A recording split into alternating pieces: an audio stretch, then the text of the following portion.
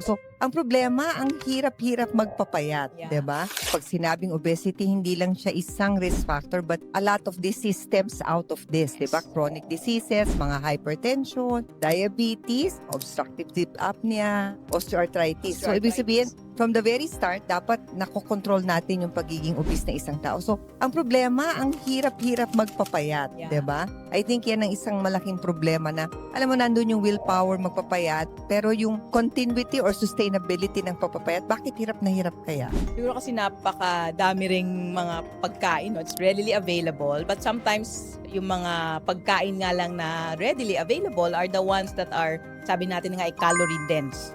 So in a way, unhealthy, pero easily accessible. For example, yan, yung mga drinks na matatamis, soft drinks, milk tea, iced tea. So very easily accessible and masarap. So tendency, we drink a lot and we gain weight. Aside from that, kulang din sa ehersisyo. So more of sedentary din kasi yung lifestyle, no?